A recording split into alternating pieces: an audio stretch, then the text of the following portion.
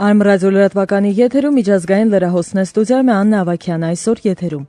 Մոսկվայում հիասթափված են ՄԱԳԱՏԷ-ի զեկույցից Իրանի միջուկային ծրագրի շուրջ։ Հունաստանում այսօր կարող են հայտարարել անցումային կառավարության կազմը։ Ռուսաստանցի Օլեգ Չենը Փարիզում ծանր ատլետիկայի աշխարհի առաջնությունում արծաթ է նվաճել։ Այժմ այս մասին առավել մանրամասն։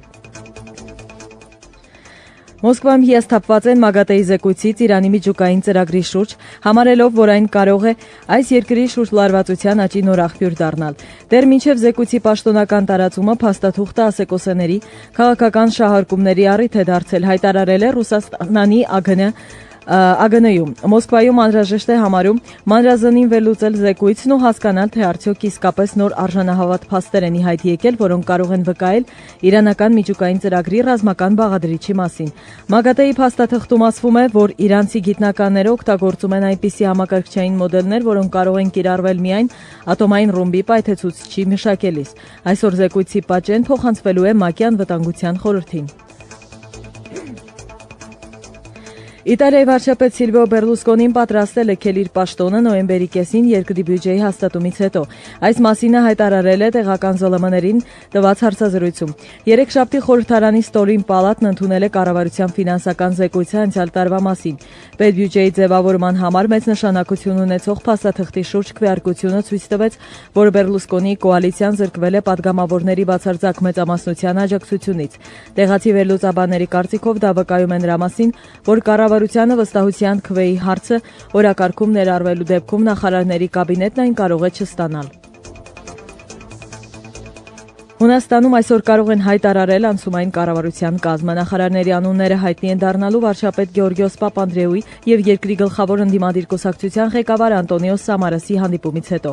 Պապանդրեում խոստացել է հեռանալ վարչապետի պաշտոնից, հենց որ բանակցություններն ավարտվեն։ Թե ով կգլխավորի նրանից հետո կառավարությունը դեռ հայտնի չէ։ Եվրամիությունն ու ԱՄՀ-ն պատրաստ են ներել Հունաստանի արտաքին պարտքի կեսն ու երկրի նոր վարկ տրամադրել կոշտ տնտեսման բազմամյա ծրագրի դիմաց։ Սակայն այդ համաձայնագիրը Պապանդրեուն առաջարկեց հանրաքվեի հանել։ Այժմ էլ Եվրագոտու ղեկավարները Հունաստանից գլխավոր պարտավորություններ են պահանջում բյուջետային կրճատումների մասին խոստումները կատարելու շուրջ։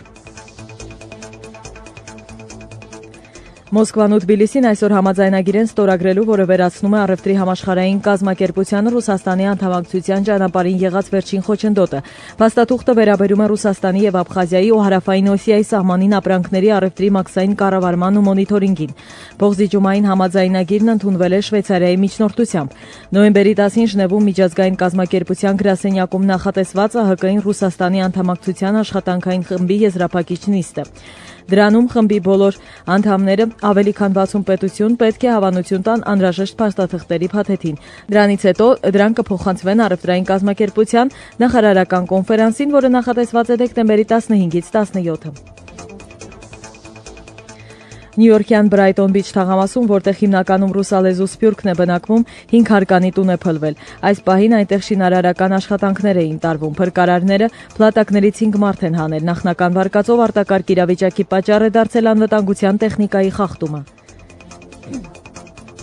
Աշխարհահռչակ ամերիկացի ռոք երաժիշտներ Դեվիդ Քրոսբին ու Գրեմ Նեշը երեքշաբթի ելույթ են ունեցել Նյու Յորքում Պաշարիր Ուոլ Սթրիթը բողոքի ակցիայի առջև։ Շարունակեք պայքարը ոչ պատերազմին, գոչում էր Քրոսբին 20 րոպեանոց համերգի ժամանակ, որին մոտ 1000 մարդ էր մասնակցում։ Պաշարիր Ուոլ Սթրիթը ակցիան սկսվել է Նյու Յորքում սեպտեմբերի 17-ին եւ տարածվել ԱՄՆ-ի մի շարք խոշոր քաղաքներում, ինչպես նաեւ Եվրոպայի երկրներում։ Բողոքավորները դեմ են գործազրկության ու բանկերի ֆինանսական տերորիզմին։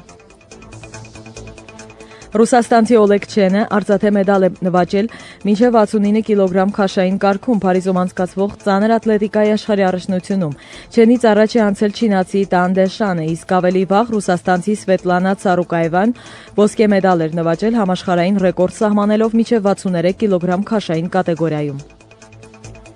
Այսքանը քիչ անց լսեք տեղական լրահոսը Ժիրայր Ոսկանյանի մեկնաբանությամբ։ Մինչ հանդիպում։